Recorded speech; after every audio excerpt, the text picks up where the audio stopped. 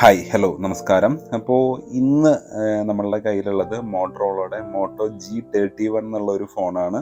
അപ്പോൾ ഈ ഒരു ഫോണിൻ്റെ വിശേഷങ്ങളിലൂടെയാണ് നമ്മൾ ഇന്ന് പോകുന്നത്. ഞാനിത് വാങ്ങിയത് ഫ്ലിപ്കാർട്ടിൽ നിന്നാണ്. എൻ്റെ കയ്യിലിരിക്കുന്ന വേരിയൻ്റ് എന്ന് പറഞ്ഞാൽ 6GB 64GB ഇൻറ്റേർണൽ മെമ്മറി ഉള്ള ഒരു വേരിയൻ്റ് ആണ്. അപ്പോൾ ഈ ഒരു ഫോൺ എന്ന് പറഞ്ഞാൽ ഞാൻ ആദ്യമേ പറയട്ടെ, ഇത് ഒരു ഗെയിമിങ്ങിനോ അല്ലെങ്കിൽ ഒരു ഹെവി യൂസിനോ പറ്റിയുള്ള ഒരു ഫോണല്ല.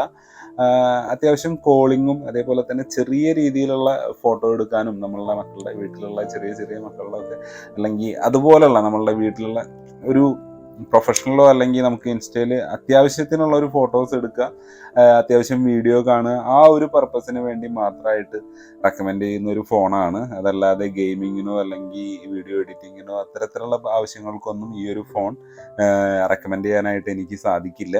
നമ്മളുടെ ചുരുക്കി പറഞ്ഞാൽ നമ്മളുടെ വീട്ടിൽ പ്രായമായിട്ടുള്ള നമ്മളുടെ അമ്മമാരോ അമ്മൂമ്മമാരോ ആർക്കെങ്കിലും ഫോൺ വേണമെങ്കിൽ ഈ ടച്ച് ഫോൺ വേണം, അല്ലാന്നുണ്ടെങ്കിൽ അച്ഛന്മാർക്കൊക്കെ നമുക്ക് കൊടുക്കാവുന്ന വളരെ ഈ ഒരു റേഞ്ചിൽ വളരെ നല്ലൊരു ഫോൺ തന്നെയാണ്.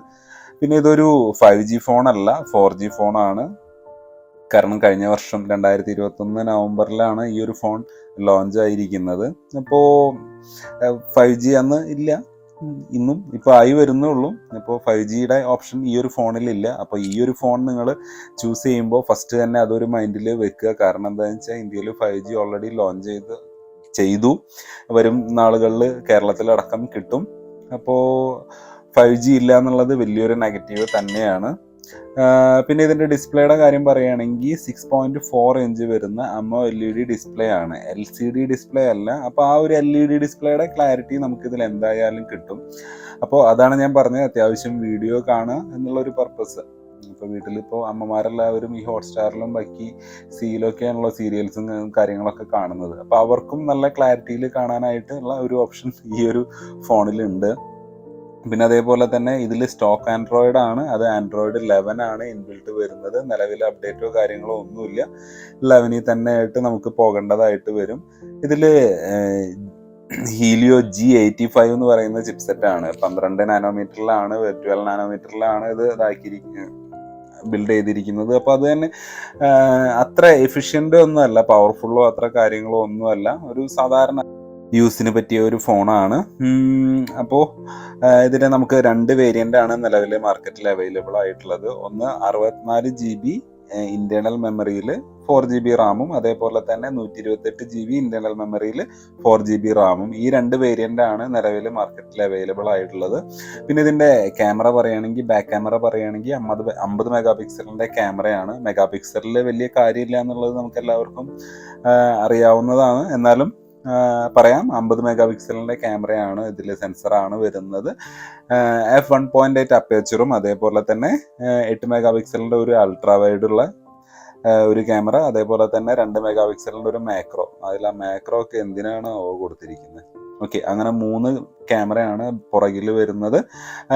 അതേപോലെ തന്നെ നമുക്ക് 4K ഒന്നും വീഡിയോ എടുക്കാനും പറ്റില്ല, മാക്സിമം 1080 അത്രയാണ്. 1080 ആണ് ഇതിൽ മാക്സിമം സപ്പോർട്ട് ചെയ്യുന്ന ഫോർമാറ്റ് എന്ന് പറയുന്നത്. അതേപോലെ തന്നെ ഫ്രണ്ട് നമ്മുടെ സെൽഫി ക്യാമറ എന്ന് പറയുന്നത് 13 മെഗാ പിക്സലാണ്, അതും 4K അല്ല 1080 തന്നെയാണ്. ബ്ലൂടൂത്ത് വേർഷൻ 5 ആണ്. അതേപോലെ തന്നെ ഇതിൽ വരുന്ന ചാർജിങ് പോർട്ട് എന്ന് പറയുന്നത് USB-C ആണ്. അതും ഈ ഒരു ബഡ്ജറ്റിൽ ഇപ്പം എല്ലാതും C ആണ്, എന്നാലും കുറേ ഫോണുകൾ ഇപ്പോഴും പണ്ടത്തെ നമ്മളുടെ മൈക്രോ USB-യിൽ വരുന്നുണ്ട്. ഈ ഒരു ബഡ്ജറ്റിൽ USB-C ആണ്, കോമൺ ചാർജർ എന്നുള്ള രീതിക്ക് നമുക്കിത് ചൂസ് ചെയ്യാവുന്നതാണ്. പിന്നെ അതേപോലെ തന്നെ ഫിംഗർ പ്രിൻറ്റിൻ്റെ നമ്മുടെ സെക്യൂരിറ്റി ഫിംഗർ പ്രിൻറ്റ് വരുന്നത് സൈഡിലാണ്, നമ്മളുടെ പവർ ബട്ടൻ്റെ കൂടെ തന്നെയാണ് ഇതിൻ്റെ ഇത് വരുന്നത്, ഫിംഗർ പ്രിൻറ്റും വരുന്നത്. അത്യാവശ്യം നല്ല ഫാസ്റ്റായിട്ട് തന്നെ അത് വർക്ക് ചെയ്യുന്നുണ്ട്. എടുത്തു പറയേണ്ട ഒരു കാര്യം എന്ന് പറഞ്ഞാൽ 5000 mAh ബാറ്ററി ഉണ്ട് ഇതിൽ. അപ്പം അതുകൊണ്ട് തന്നെ നമുക്ക് ഈ പറയുന്ന യൂസിന്, ഒരു നോർമൽ യൂസിന് ഏകദേശം ചാർജ് ചെയ്യാതെ തന്നെ ഏകദേശം 2-3 ദിവസം യൂസ് ചെയ്യാവുന്ന ഒരു കപ്പാസിറ്റി ഈ ഒരു ഫോണിനുണ്ട്.